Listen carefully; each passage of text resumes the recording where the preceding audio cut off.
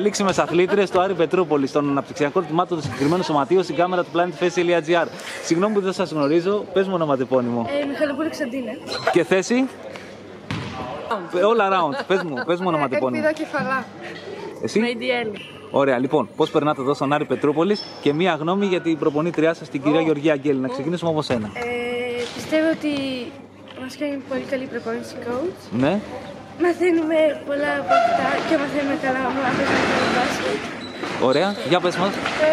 Πιστεύω πως στον Άρη θα βελτιωθώ αρκετά. Ναι. Επίσης η coach μας έμαθε πάρα πολλά. Ναι. Και αυτό. Πιστεύω στον Άρη ότι περνάμε πάρα πολύ ωραία όλες. Και ότι η coach είναι πάρα πολύ καλή και βοηθάει όλες. Τι περιμένουμε την επόμενη χρονιά από την ομάδα? Καταρχήν, σε ποια ομάδα θα παίξετε του Άρη Πετρούπολης? Είσαι Κορασίδες, Νεάνιδες ή γυναίκες αποκλείεται να είστε? Παγκορασίδες. Εσύ είσαι Παγκορασίδα, εσύ και εσύ Κορασίδα. Κορασίδα. Τι περιμένουμε από Παγκορασίδες και Κορασίδες? Να ξεκινήσουμε από σένα που είσαι Κορασίδα. Άνοδο Β' κατηγορία. Άνοδο. Ωραία. Εσύ τι λες? Κατηγορία. Να ανέβουμε εσύ. Το ίδιο είναι κατηγορία. Ωραία, πολύ ωραία.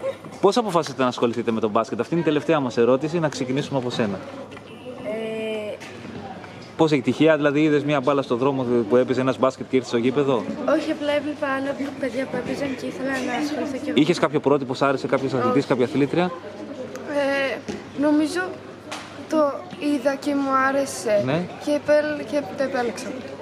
Εσύ? Μου άρεσε γενικά από πάντα το μπάσκετ και γι' αυτό επέλεξα. Πολύ ωραία. Και μία γνώμη για τη δίκηση του σωματείου, για την κυρία Ελισάβετ Φάτσο Ραγάτζη-Αγγελή, που στηρίζει τις προσπάθειές σας. Υποστηρίζει αρκετά την ομάδα και βοηθάει.